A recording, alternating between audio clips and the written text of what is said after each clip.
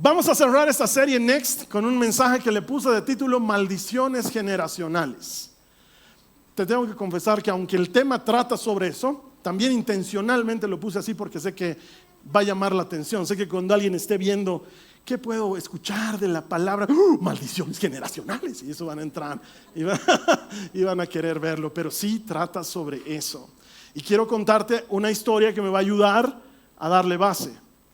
Resulta ser que mi tatarabuelo, no sé si ya te lo conté antes, pero mi tatarabuelo hizo un pacto con el diablo. No es chiste, no es ¿a qué quieres llegar, Carlos Alberto? Es un pacto real. Mi tatarabuelo era un minero en Potosí. Y mi abuelita, yo le decía mamá María, mi mamá María, me contaba que mi tatarabuelo había hecho un pacto con el diablo, literal.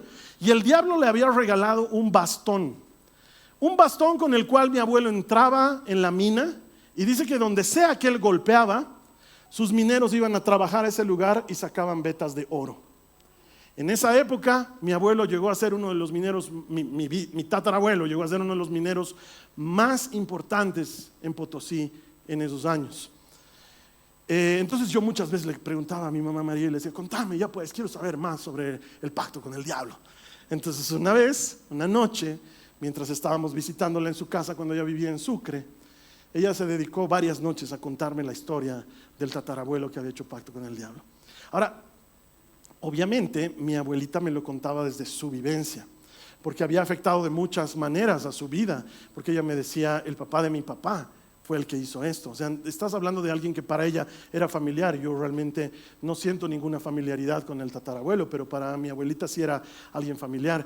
Y de hecho en esa época, y gracias a la mucha fortuna que tenía mi tatarabuelo, su familia era de renombre entre los potosinos y entre los sucrenses. Y mi abuela también siempre se creía de muy alta alcurnia. Y aunque mi abuela no tenía plata, porque después de que murió el tatarabuelo, el diablo se llevó la plata literal. Ella siempre decía, a mí no me nadie porque no son quién, porque yo soy Aguirre Salinas Muguertegui. No sé, tenía así su apellido súper largo y rimbombante. Y dice que una noche el tatarabuelo estaba muy enfermo. Parece que estaba con neumonía o algo así. Tosía y escupía sangre y estaba muy mal, volaba en fiebre, en esa vieja hacienda del tatarabuelo allá en el Potosí antiguo. Y muy entrada la noche, había truenos y lluvia y tormenta y viento fuerte, y todos estaban resguardándose en la casa, pero se escuchó muy fuerte como en la vieja puerta de la hacienda alguien tocaba a la antigua aldaba, pum, pum, pum. Y entonces uno de los empleados, porque mi tatarabuelo tenía muchos, salió a ver quién era y dice que encontraron en la puerta un hombre muy bien plantado, vestido de apariencia militar, rubio, alto, de ojos penetrantes y de una voz muy profunda que dijo, he venido a buscarlo al señor Aguirre. Y entonces dice que el empleado ahí palideció y le dijo, no, mi patrón no puede salir, está enfermo. Y dice que este hombre le dijo, dígale que he venido a cobrar una deuda, él sabe a qué me refiero. Entonces dice que el empleado entró, habló con mi tatarabuela y le dijo, hay un hombre buscando al patrón y no puede salir, está enfermo. Y todos se pusieron en movimiento porque habían muchos empleados en la casa, hijos, hijas. Y el tatarabuelo tosía y estaba muriéndose ahí en la habitación. Y dice que en determinado momento la tormenta hizo cimbrar todo y pum, en uno de esos apagones por la tormenta, el abuelo murió. Entonces todos empezaron a llorar y gritar y dice que en ese momento la tatarabuela salió a la puerta a buscar al hombre que lo estaba buscando a mi tatarabuelo y ya no había, ya se había ido.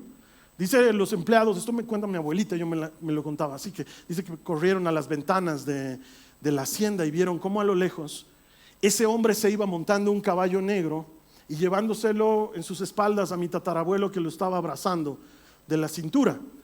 Y dice que el caballo flotaba sobre el aire. Eso es lo que me cuenta mi abuelita. Tengo un tatarabuelo que hizo pacto con el diablo. Y ahora yo sé que en algún momento durante la serie les cité ese pasaje de las Escrituras, específicamente en Éxodo, cuando el Señor dice que Dios bendice hasta 1000 generaciones a los que creen y confían en Él, a los que le obedecen, pero que maldice hasta por 4 generaciones a los que le desobedecen y caminan en su contra. Y mucha gente al escuchar una historia como la que cuento, fácilmente podría relacionar muchas desgracias y muchas tristezas y muchas cosas negativas que han ocurrido en la vida de mi familia durante muchos años, a que tenemos un tatarabuelo que hizo pacto con el diablo, porque además, como te dije, a los pocos años de que él murió, toda la fortuna se perdió y mi familia por ese lado nunca más volvió a ser una familia afortunada. Pero hay mucha gente que piensa así y dice, claro, entonces algo así también ha debido pasar en mi familia, y tal vez no es que han hecho pacto con el diablo, pero bueno, pues yo tenía un abuelo pegador y borracho, y con razón mi padre ha sido pegador y borracho, y prepárate, mi amor, algún rato te va a llegar, porque lo siento, como dirían los de Level 42, running in the family, ¿no? O sea, está ahí en mis genes. Debe ser una maldición generacional, Carlos Alberto. Pero la palabra del Señor dice esto que te quiero enseñar hoy, que está en Ezequiel en el capítulo 18, los versos 2 al 4, que dice: ¿por qué citan ustedes ese proverbio acerca de la tierra de Israel que dice: los padres comieron uvas agrias, pero la boca de sus hijos se frunce por el sabor?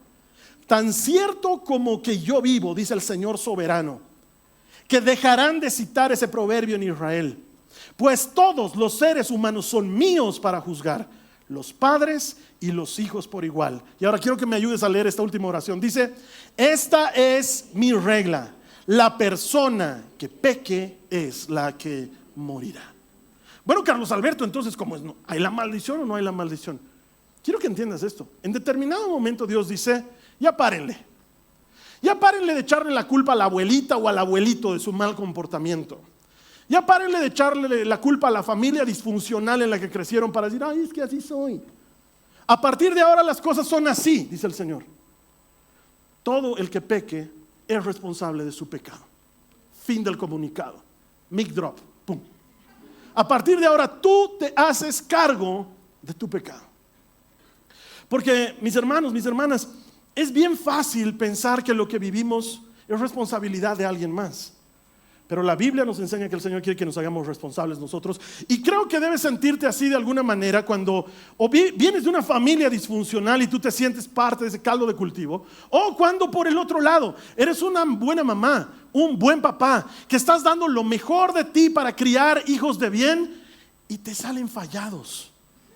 No voy a pedir que levanten la mano, pero yo sé que muchas mamás y muchos papás se sienten así. Que has dado lo mejor de ti para tener buenos hijos y se te tuercen en el camino. Y tú dices: pero si les hemos dado un buen ejemplo, pero nunca hemos hecho nada en la casa, pero yo no sé de dónde me ha salido así. Y ese tu hijo es un dolor de cabeza. Bueno, pues de eso quiero que hablemos para cerrar Next, porque estamos hablando de la siguiente generación y creo que es importante que recibamos instrucción sobre esto también. Y para eso vamos a estudiar la historia de una familia en la Biblia que, disfuncional como muchas, nos muestra un ejemplo claro de lo que puede suceder en una historia familiar. Hoy vamos a hablar de los reyes de Judá, de David y toda su familia. ¿Por qué? Porque alguna vez te he contado, el reino se dividió. Cuando cuando Salomón muere, el reino se divide. Y entonces Judá queda al norte, Israel queda al sur, se separan. Y entonces el reino del norte queda para David y todos sus descendientes. Y Dios le dice: a partir de hoy nunca faltará un rey en la casa de Judá que no sea un descendiente tuyo. Yo voy a asegurarme que tú perdures en el tiempo. En Israel los reyes comenzaron con Jeroboam, ya te lo conté. Jeroboam fue un desastre, recibió la misma promesa, pero fue un desastre, lo arruinó todo, y entonces los reyes se sucedieron unos tras otros sin ser del mismo linaje, pero en Judá siempre fueron hijos de David. Y la familia de David fue la que gobernó Judá por muchos años, pero todos un desastre. Todos los que comenzaron con un rey extraordinario como David terminaron siendo unos reyes pusilánimes y mediocres, traidores e idólatras, uno peor que el otro, generación tras generación. Es como que qué fallada estaba la familia de David. ¿No podían traernos una mejor familia para gobernar? Uno tras otro eran pésimos. Tú lees en la Biblia y dice: y el siguiente fue rey, fulano, y hizo lo malo ante los ojos del Señor. Y luego lo sucedió a su hijo, Sutano, y adivinen qué, hizo lo malo ante los ojos del Señor. Y luego vino Perenganito, y adivinen qué, también hizo lo malo. Y para variar, Sutanito de cual, que también hizo lo malo. Así toditos, salvo uno o dos que gobernaron bien, pero que a los 2 o 3 años se morían encima. Encima, o sea, hasta que apareció un hombre que se llamaba Ezequías. Ezequías fue totalmente diferente. Desde David hasta Ezequías, solo es una historia de fracasos y traiciones y envidias, idolatría, y el Señor dolido y resentido contra su pueblo, hasta que aparece Ezequías. Este hombre decide buscar al Señor, decide restaurar la Pascua, decide tumbar y destrozar todos los ídolos que habían cerca de Judá, y decide llevar al pueblo en busca del Señor. Lo busca y lo encuentra. Mira lo que dice la palabra del Señor respecto a Ezequías en Segunda de Reyes, en el capítulo 18, los versículos 5 al 7. Dice: Ezequías confiaba en el Señor, el Dios de Israel. No hubo nadie como él entre todos los reyes de Judá, ni antes ni después de él. Permaneció fiel al Señor en todo y obedeció cuidadosamente todos los mandatos que el Señor le había dado a Moisés. Presta atención a esta última parte, dice: por eso el Señor estaba con él, y Ezequías tuvo éxito en todo lo que hizo. Y es que, mi hermana, mi hermano, la obediencia es una poderosa adquisición. Hacerle caso a Dios nos garantiza caminar a su lado. Este era Ezequías, un hombre que hacía las cosas bien. Lastimosamente duró poco, enfermó. Y aunque Dios le regaló 15 años más de vida después de su enfermedad, como todos, tuvo que morir. Murió y lo sucedió su hijo Manasés. Y Manasés no solamente fue un mal rey, fue el peor rey de la historia de la vida, ni siquiera de Judá, el peor de la historia de la vida. Y si hay alguna mamá, algún papá aquí que entienda de lo que estoy hablando, debe sentir también ese dolor, porque no hay nada más doloroso que haber hecho las cosas bien, haber buscado a Dios, haber trabajado bien, haber tenido un lindo hogar, y que tu hijo se vuelva el Chapo Guzmán. Es que debe ser para querer morirse. O sea, yo les digo la verdad de cosas que escucho a nivel pastoral. Alguna vez una mamá me ha dicho: me hubiera causado menos dolor que mi hijo muera a verlo en la condición en la que lo veo ahora. ¿Cuán doloroso puede ser para una madre que tenga que preferir que el hijo muera? Pero debe ser profundamente frustrante haberle dado lo mejor de ti a tus hijos y que ellos te salgan un disparate, por decirlo menos. Debe doler en el alma. Mira lo que dice la Biblia de Manasés, Segunda de Reyes 21, los versos 2 en adelante. Hablando de Manasés, dice: él hizo lo malo a los ojos del Señor y siguió las prácticas detestables de las naciones paganas que el Señor había expulsado de la tierra del paso de los israelitas. Reconstruyó los santuarios paganos que su padre Ezequías había destruido. O sea, lo que el padre botó, el otro lo levantó. Construyó altares para Baal, levantó un poste dedicado a la diosa Cera, tal como lo había hecho el rey Acab de Israel. También se inclinó ante todos los poderes de los cielos y les rindió culto. Construyó altares paganos dentro del templo del Señor, el lugar sobre el cual el Señor había dicho: mi nombre permanecerá en Jerusalén para siempre. Construyó estos altares para todos los poderes de los cielos en ambos atrios del templo del Señor. Manasés también sacrificó a su propio hijo en el fuego. Manasés también sacrificó a su propio hijo en el fuego. Practicó la hechicería, la adivinación, consultó a los médiums y a los videntes, hizo muchas cosas perversas a los ojos del Señor, y con eso provocó su enojo. Es decir, todo lo que había hecho Ezequías bien, Manasés vino y lo destrozó. Y lo destrozó intencionalmente. Es como que su objetivo era hacerle daño a su familia, a su nación, a su padre, a todo. Yo no sé qué pasaba por la mente de Manasés. Cuando la Biblia nos dice que sacrificó a su hijo en el fuego, a nosotros nos parece wow, impresionante, horrible, detestable.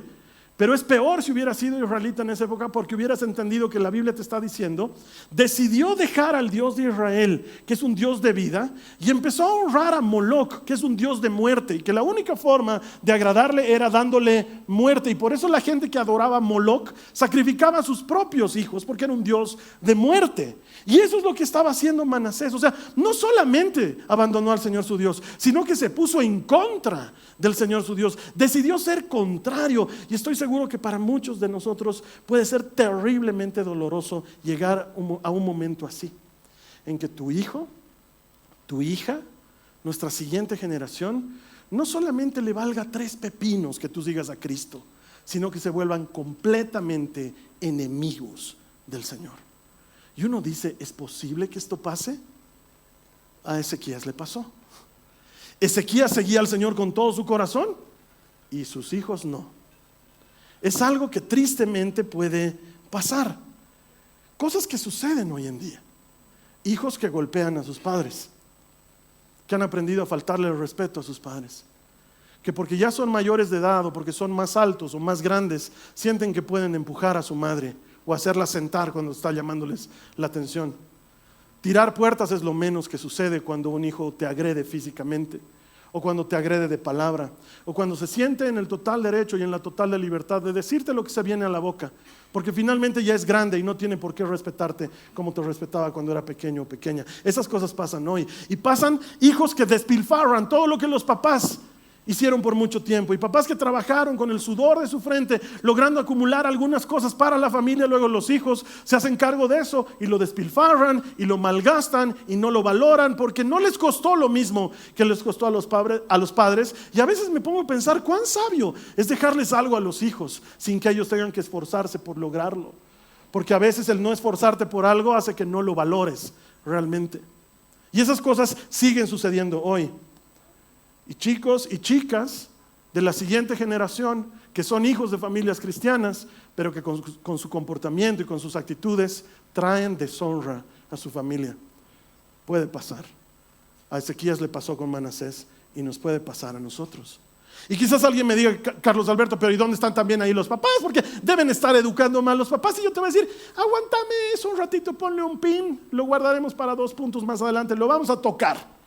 Porque lo que yo en realidad quiero es que lleguemos a este principio, que tanto papás como hijos seamos conscientes de que somos responsables de nuestras propias decisiones. Que es bien fácil decir, es que es una maldición generacional, porque como yo vengo de familia divorciada, entonces eso ha caído sobre mi familia. El Señor dice, no, ¿por qué dices eso? No puedes decir los padres comieron uvas amargas y los hijos tienen sensibilidad en los dientes. No vas a decir eso, dice el Señor. A partir de ahora, cada uno es responsable por su pecado. Y tú y yo, hijo, papá, mamá, hija, somos responsables de nuestras decisiones. No podemos echarle la culpa a lo que está atrás. Pero es que la cultura hoy más que nunca lo ha vuelto eso. Tú dices, sí, es que bien raro, no me llevo bien con mi marido. Pero deben ser pues tus constelaciones familiares. Veremos un poquito atrás en tu pasado. Capaz hay un tatarabuelo que tienes que perdonarlo, porque si él era pegador, vos con razón eres histérica. Hay que ver esas tus constelaciones familiares. Y cuando encuentres si es tu abuelo, por tu bien, perdónalo. Decláralo libre de culpa. Pero yo ni lo he conocido al que ha hecho pacto con el diablo. No, igualito. En el fondo le tienes bronca. Es que si te das cuenta, culturalmente vivimos en una época en la que tú no eres responsable. Tú tienes algún mal comportamiento o alguna mala actitud. Es que vengo de una familia difícil. Todos venimos de familias difíciles. Es bien fácil decir, es que yo no tuve madre presente. Ok, no eres el primero ni el último. Y te cuento que te tienes que hacer responsable de eso. Y sí, entiendo esto, por favor no me malinterpreten. Sé que es duro crecer sin una figura paternal. Sé que es duro crecer con una figura maternal castrante, lo sé, entiendo los problemas que tiene la gente, pero lo que yo estoy diciendo es que más allá de lo duro o difícil que pueda ser eso, vamos iglesia, hazte responsable de tus decisiones. No culpes a los demás, es que soy borracho porque en mi familia, es que uso drogas porque en mi familia, es que soy mal hablado porque en mi familia. No puedes basarte en eso, porque cada uno es responsable de lo que decide. Cada uno es responsable por lo que hace. Y sí, Manasés fue un desgraciado, y eso no tiene que ver con Ezequías. Ezequías buscaba a Dios con todo su corazón. Quizás el problema es que Ezequías tampoco fue un gran padre. Y entonces necesitamos aclarar un par de puntos. Porque el primer paso para cambiar tu historia va a ser hacerte responsable de tu historia. No vas a poder cambiar tu historia si no te haces responsable de ella primero. Pero debo reconocer, y quiero mostrarte la diferencia, que tal vez no es una maldición generacional, tal vez es un patrón generacional. Eso es algo distinto. No siempre es una maldición, pero sí muchas veces es un patrón. Algo que se reproduce una y otra vez porque lo aprendemos como conducta. Esa distinción es importante hacerla porque quiero que mires esto. David era un hombre conforme al corazón de Dios. Probablemente el mejor rey que haya habido. No hubo una sola batalla que David haya perdido, comenzando con la de Goliat y terminando con los filisteos. David lo hizo todo bien, excepto que no era un buen padre. Era un pésimo padre. ¿Y sabes qué? No era un buen marido. Era un pésimo marido. ¿Qué harías tú si te enteras que tu marido, en la época que debería estar trabajando, porque así es la Biblia, dice, en la época en la que los reyes salían al campo de batalla, David estaba paseándose en su terraza viendo mujeres bañándose? ¿Qué harías si tú te enteras que tu marido está haciendo algo así? ¿Dónde está mi marido? Ahí está viendo hermanas ahí. ¿Sabes cuántas esposas dice la Biblia que tuvo David? Por lo menos 8 que nos mencione con nombre. 8. Yo digo, por amor al Señor Jesucristo, ¿qué haces con 8 esposas? O sea, ni días en la semana tienes que te alcance para atenderlas a todas. O sea, ya tener a una feliz es difícil, vas a tener 8 felices. Y luego la Biblia nos dice, Amnón fue hijo de fulana y Absalón hijo de Sutana y así. Y David tuvo más hijos e hijas con sus otras concubinas. Nunca nos dice cuántas concubinas tiene, pero probablemente haya tenido muchas más. Pésimo marido, pésimo padre. Es más, te cuento una historia, demuestra. Una de las hijas de David se llamaba Tamar. Resulta ser que su hermano mayor, Amnón, se enamoró de ella. Ya desde ahí es escandaloso. ¿Qué haces? Fíjate en tu hermana. No, pero es que no somos tan hermanos. Medios hermanos nomás somos. Porque resulta ser que Tamar era media hermana de Amnón, era hija de otra madre. Pero Amnón estaba profundamente enamorado de ella, dice la Biblia. Tan profundamente enamorado de ella que decidió violarla. Eso es lo que hizo, la violó. Y la violó y la botó como un perro de su casa. La sacó como sacas a un perro que ya no te sirve, la botó de su casa, haciendo que el daño que le había hecho fuera mayor todavía. Y mira lo que dice la Biblia que hizo David. Segundo Samuel 13:21. Cuando David se enteró lo que había sucedido, se enojó mucho. Listo. Eso. Les he puesto esa nota adicional porque aparece como nota adicional que en manuscritos más antiguos y en los rollos del Mar Muerto dice, pero no castigó a su hijo Amnón porque lo amaba por ser su hijo mayor. Aún así, la respuesta no me satisface. O sea, yo no sé qué hubieras hecho tú si pasaba algo así en tu familia. Perdón, tal vez yo soy un loco, pero en mi casa hay de aquella que le ponga un apodo a la otra. Vuelan cabezas. Yo no permito que se estén poniendo apodos. Yo no permito que se estén molestando. Y cuando está pasando algo grave, al principio las dejo. Yo estoy escuchando que se están sacando la mugre. Y dijo que está bien, tienen que aprender a resolver sus issues. No puedo estar yo todo el rato ahí. Pero ya cuando las cosas empiezan a subir de tono, ellas escuchan mi voz, no es la misma. Digo, ¿qué está pasando? Y ya saben que está pasando algo. Y las dos se presentan delante de mí. Y yo hago lo que tengo que hacer. Ser un papá presente. Pero ¿qué hace David? O sea, dice que se enojó mucho. ¿Eso qué significa? Fue donde Amnón y le dijo, ¿qué has hecho, papito? No se viola en la casa. Tu hermanita es, ay, en otra no vas a hacer, ¿ya? Ay, estos chicos.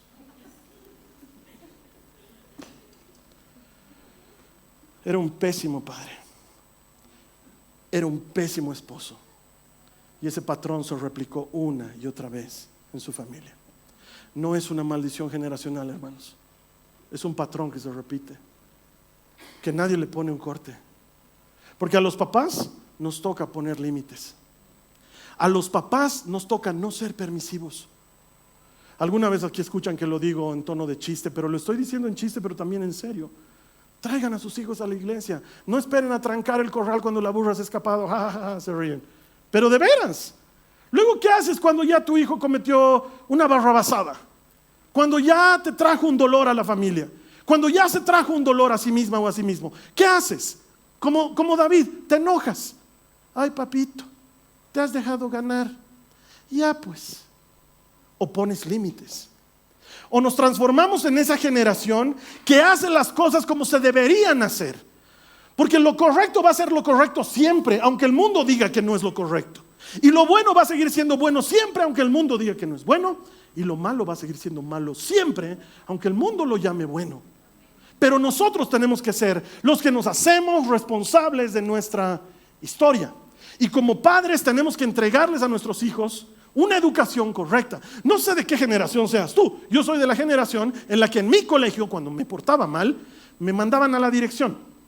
Yo iba a la dirección porque yo era súper indisciplinado. Era muy hablador. Entonces en mi colegio había una papeleta amarilla, que era la papeleta de indisciplina.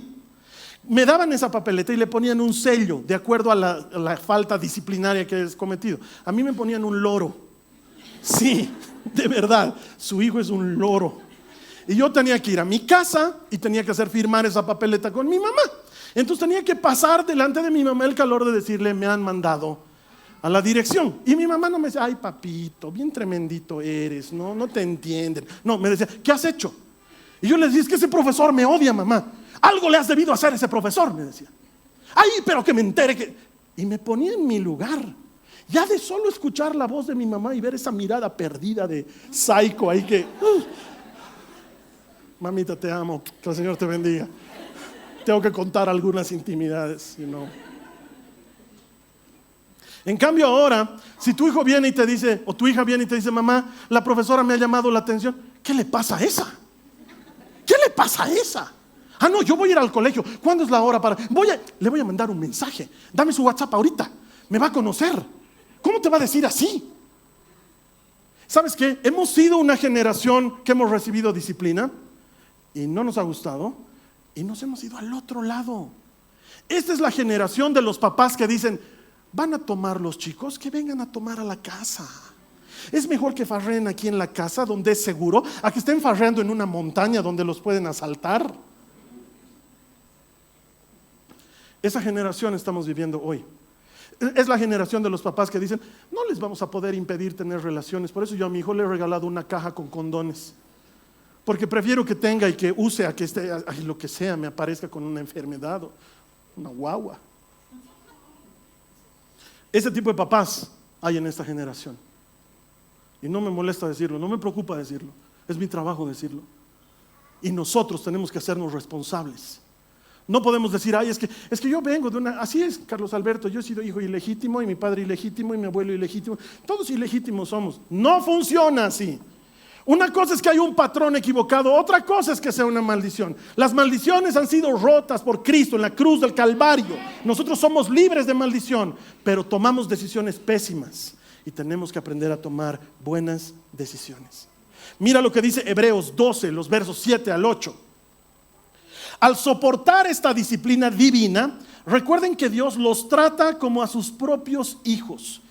La Biblia está diciendo que Dios disciplina a sus hijos. Y sigue diciendo, ¿acaso alguien oyó hablar de un hijo que nunca fue disciplinado por su padre? ¿Cómo se nota que el autor de Hebreos no ha vivido en esta época?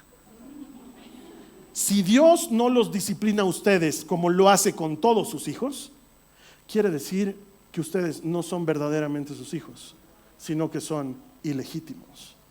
Para mí esto es mortalmente claro. Si tú no disciplinas a tus hijos, es que no son tus hijos. Eso es lo que está diciendo la palabra. Si tú no les pones límites, si tú no les ayudas a distinguir entre lo bueno y lo malo, es que no son tus hijos. Porque cuando son tus hijos, dice que les pones límites. Dice que los corriges. ¿Por qué? Porque estás persiguiendo su mayor bien. Y eso es lo que nos toca. Romper un patrón familiar es una decisión. Es algo que tú eliges. Es algo que nos toca hacer. La disciplina no es mala, es buena. Nos ayuda a caminar correctamente. El mismo Salmo 119 dice: hasta el hartazgo, Señor, me estaba perdiendo, pero me has corregido. Cuán buena es tu ley. Qué buena es tu disciplina. Y eso es lo que nos estamos perdiendo. Porque, mis hermanos, es hermoso pensar que vamos a rescatar a la siguiente generación. Pero ¿cómo los vamos a rescatar si no somos los papás, las mamás, los abuelos, los tíos que esa generación necesita? Y eso es una decisión. La familia de David tenía un mal patrón. El patrón: no me lo hagas a mi hijito, lo vas a traumar. Ese patrón. ¿Sabes cuántas esposas y cuántas concubinas tuvo Salomón, el siguiente rey después de David? La Biblia dice 700 esposas y 300 concubinas. No entiendo. Esos son más medias que las que tiene Luis Miguel. ¿Tú sabías que Luis Miguel nunca usa un par de medias igual? ¿Sabías eso o no? Luis Miguel le va tan bien que nunca usa el mismo par de medias. Todas sus medias van a un saco y las donan. Él solo usa medias nuevas. Bueno, Salomón tenía esposas como medias. Es que 1000, por amor a Jesucristo. ¿Qué haces? Ya ni debes saber tú quién eras. Choquita, ¿cómo te llamas? Claro, 1000. Hermanos, Dios mío, ese patrón se repitió generación tras generación. Malos padres, malos esposos, una cantidad infame de concubinas, envidias y pleitos y chismes y asesinatos. Los hijos de David matando a los hijos de David para ser reyes. ¿Cómo es eso posible? ¿Tú crees que en el corazón de Dios está eso? Que los hijos de David maten a los hijos de David para ser reyes. Pero eso pasa. No es una maldición, es un patrón que nadie rompía. Ezequías tampoco fue un buen padre. No estuvo ahí para Manasés. No pudo alcanzar a ser buen padre con él. Ese patrón tenía que romperse en algún punto. Y entonces hubo uno que decidió hacer las cosas diferente. Cargaba con el mismo linaje, venía de la misma familia, solo decidió ser diferente. Su nombre era Josías. Josías era el nieto de Manasés. El papá de Josías era Amón, pésimo rey. El abuelo de Josías era Manasés, el peor de la historia. Y su bisabuelo era Ezequías. A Ezequías no lo conoció. Pero Josías decidió hacer las cosas bien. ¿Sabes cuántos años tenía Josías cuando comenzó a gobernar? 8 años. Es como que lo pongamos al Simón de la Reina o del Osby a que ministre la alabanza. Vente, Simón, tú nos vas a dirigir en la oración. Y que tú lo veas entrar al enano y diga: vamos a levantar nuestras manos y vamos a adorar al Señor. Tú dirías: oye, ese niño. Ese era Josías. ¿Y sabes qué? Con 8 años decidió: vamos a reconstruir el templo que sigue a mitades. Entonces mandó obreros a reconstruir el templo. Y cuando lo reconstruían, uno encontró unos pergaminos y se los entregó al sacerdote. Y el sacerdote vio y dijo: estos son los pergaminos de la ley de Moisés. Se los llevó al rey Josías. El rey Josías los tomó en sus manos y empezó a leerlos. Y conforme los leía, empezó a llorar. Le conmovió. ¿Cómo puede ser que durante tantos años no hayamos sabido que esto existía? Y rompió sus vestiduras y se puso ceniza en la cabeza en señal de luto y dijo: no va más. Hasta aquí hemos aguantado esto, pero a partir de ahora vamos a seguir al Señor, mi Dios. Y se volcó con todo su corazón. Y como nunca antes otro rey en Israel o en Judá, destruyó todos los ídolos y cerró todos los templos paganos y botó a todos los hechiceros y adivinas. Hizo una limpieza total. Mira lo que dice Segunda de Reyes 23-25 respecto a Josías. Dice: nunca antes hubo un rey como Josías que se volviera al Señor. ¿Qué dice ahí? Con todo su corazón, con toda su alma y con todas sus fuerzas, obedeciendo todas las leyes de Moisés. Desde entonces nunca más hubo un rey como él. Y estoy seguro que ni siquiera le has entendido lo que te está diciendo. No, le he entendido, Carlos, se ha vuelto de vez. No le has entendido. Hay una oración que se llama el Shema. Es una oración que aparece en Deuteronomio. Probablemente la oración más sagrada del judaísmo. Esa oración dice: escucha, oh Israel, el Señor tu Dios es uno. Y amarás al Señor tu Dios con todo tu corazón, con toda tu alma y con todas tus fuerzas. Lo que nos está diciendo este pasaje es: hubo un rey que cumplió lo que decía esa oración. De entre todos los reyes que han existido, hubo uno que buscó a Dios con todo su corazón, con toda su alma y con todas sus fuerzas. Y el Señor estuvo con él. Y tú y yo, no importa si tienes 17 o si tienes 57, estamos llamados a ser Josías, a decir: basta, ese patrón de mi familia se rompe conmigo. Ese patrón de mi familia se rompe hoy. Y hoy me pongo del lado del Señor y hago las cosas como el Señor dice que hay que hacerlas. No porque los demás me aplaudan, no porque les caigo bien a los demás. Probablemente me hagan a un lado y me saquen del pasanacu de mamás. No me importa. Pero yo voy a hacer las cosas bien, porque en cuanto a mí, mi casa y yo serviremos al Señor. Alguien puede decidir hacer eso. Alguien puede decidir hacer eso. Ese era Josías.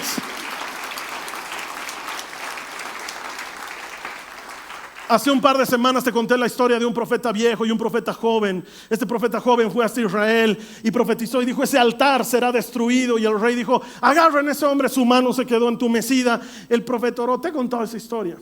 Cuando este profeta fue a profetizar eso a Israel, eran como unos 200 años antes de lo que te estoy contando ahora. Esa profecía era sobre Josías. Este profeta le dijo a Jeroboam: va a venir un rey, se va a llamar Josías. Él va a hacer pedazos ese altar que tú acabas de construir. No va a quedar polvo de ese altar. Y por eso Jeroboam se enojó. Detengan a ese hombre, dijo. 200 años después, Josías no solo se conformó con destrozar los altares y los baales de Judá, se fue hasta Israel y dijo: aquí yo no soy el rey, pero este sigue siendo territorio del Señor de los ejércitos. Y empezó a destrozar todo. Y entonces el rey de ese momento dijo: ¿quién se cree este? Que vaya a hacer a su casa, ¿por qué hace aquí? Y él, con toda la autoridad del mundo: he venido a destrozar los altares en contra del Señor nuestro Dios. Y los empezó a destrozar. Y los sacerdotes, en lugar de atacarlo, se detuvieron y dijeron: no le hagan nada. ¿Por qué? Este es el rey del que se profetizó 200 años atrás, que vendría a hacer exactamente esto. La gente le temía y le respetaba. Y Josías dijo: ¿por qué no me están haciendo nada? Hay una profecía sobre ti, Josías. Ah, sí, he venido a cumplirla, con permiso. Él terminó de destruir todo lo que tenía que destruir, porque ¿sabes qué? Tú estás llamado, como yo, a hacer exactamente lo mismo ahora. En tu familia, ¿qué ha habido? Envidias, pleitos, divisiones, borracheras. ¿Ha habido inmoralidad sexual? ¿Han habido traiciones? ¿Qué ha habido en tu familia? ¿Qué cosas hay de las que te arrepientes? ¿Drogas? ¿Malos hábitos? ¿Gente floja? ¿Gente que no trabaja? ¿Qué ha habido en tu familia? Bueno, te cuento que el Señor ha venido a decirte: tú eres responsable de tus decisiones hoy. Lo que hicieron antes de ti no lo puedes cambiar, pero ¿sabes qué puedes cambiar? Lo que haces de hoy en adelante. Y si tú desde hoy en adelante decides cambiar, el Señor está contigo. Mira lo que dice la palabra del Señor. 2 Corintios 5:17. De modo que si alguno está en Cristo. ¿Cuántos están en Cristo esta mañana en este lugar? ¿Quién aquí está en Cristo? Quiero saber. La palabra dice para ti: de modo que si alguno está en Cristo, nueva criatura es. Las cosas viejas pasaron, todas son hechas nuevas. Eres nuevo, eres nueva, eres nuevo, eres nueva. Tú puedes ponerte al frente y decir: ok, no va más. Yo soy el último de esa generación corrupta y soy el primero de una nueva generación. Soy el último de los que hacían las cosas mal y soy el primero de los que hacen las cosas bien. Soy el último de los que no consideraban a Dios en la ecuación y soy el primero en poner al Señor mi Dios como el primero y el último, el alfa y el omega, el principio y el fin. Él es mi Dios y tú tomas la decisión. Y quizás me digas: pero Carlos, tarde, yo ya he fallado. He seguido el patrón de mi familia mal. Mi papá era yo peor que mi papá. Y mi mamá, no te quiero contar.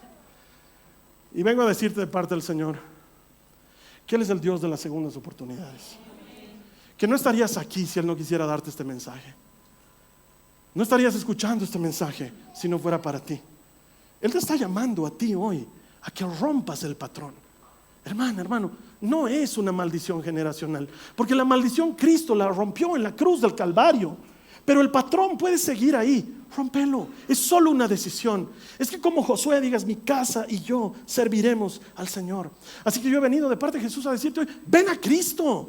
Ven a Él, acércate a Él. Hay perdón en la sangre de Cristo. Hay libertad en la sangre de Cristo. Hay segundas oportunidades en la sangre de Cristo. Hay un futuro maravilloso para los que creen en Él. Él tiene para ti futuro y esperanza. Si te acercas, si decides bien. Ese es el momento en que tú digas, no soy mi padre Amón, no soy mi abuelo Manasés, soy una nueva persona. Y desde este momento no va más. Y termino con esto. ¿Qué pasó con el tatarabuelo que hizo pacto con el diablo? De veras hizo pacto con el diablo, no te miento. Y sería fácil para mí atribuirle muchas cosas que he visto en mi familia a raíz de esa pésima decisión de ese tatarabuelo. Divisiones, pleitos, envidias, escasez, pobreza, muchas cosas que yo no quisiera, pero que están ahí en mi historia, de las cuales no me siento orgulloso, pero de las cuales tampoco fui parte. Pero creo que el Señor me ha hecho libre, y creo que me ha hecho lo suficientemente maduro como para decidir, desde este momento yo voy a romper ese patrón. Conmigo no se replica. No soy mi abuelo, no soy mi bisabuelo, soy una persona diferente, soy alguien distinto. ¿Y sabes qué? Escucho otras personas que dicen con mucho orgullo, con mucha alegría, yo soy cristiano de segunda generación, o yo soy cristiano de tercera generación porque su papá o su abuelo fueron cristianos. Qué bonito, ¿no? Yo soy primera generación de cristianos. Sí, mi mamá se hizo cristiana un año antes que yo, pero yo estoy con ella, digamos, es la primera generación. Pero mis hijas van a ser segunda generación. Y los hijos de mis hijas y sus hijos tercera y cuarta. Y tal vez no lo vea porque tal vez el Señor viene mañana, o tal vez ya me muero, no lo sé. Pero qué bonito hacer que los hijos de los hijos digan, soy cuarta generación de predicador en mi familia. ¡Wow! Comienza con uno, contigo. Pero es que mis hijos son los perdidos, Carlos Alberto. Confía, cree. Si crees en el Señor Jesús, serán salvos tú y los de tu casa. Pero que se te note que crees, porque la fe sin obras es fe muerta. Que se te note que pateas baales y que rompes palos de acera, que se te note. Y tú marcas la diferencia. Entonces mi abuelo puede haber hecho un pacto con el diablo. Lo siento por mi tatarabuelo, no lo he conocido. Si lo hubiera conocido, le hubiera predicado. No tengo la oportunidad, pero tengo la oportunidad de predicarle a mis hijas y a la siguiente generación. Y mientras Dios me dé aliento y vida, yo lo voy a seguir haciendo. Y nos toca a ti y a mí hacer lo mismo, porque hay una siguiente generación. Viene después de nosotros. El mundo que les toca es difícil y necesitan a alguien que los guíe con el ejemplo. Y yo creo que tú y yo podemos marcar esa diferencia. Y para los que son más jovencitos, ¿qué te importa cómo fue tu papá? Ay, es que mi mamá, ¿qué te importa cómo fue tu mamá? No le eches la culpa a ella. Sé hombre, sé mujer, plantate y di, yo soy el último de esos, pero el primero de una nueva generación. Puede ser que mi mamá y mi papá hayan fallado, pero yo no te voy a fallar, Señor. Aquí estoy para caminar tomado de tu mano. Es tu decisión.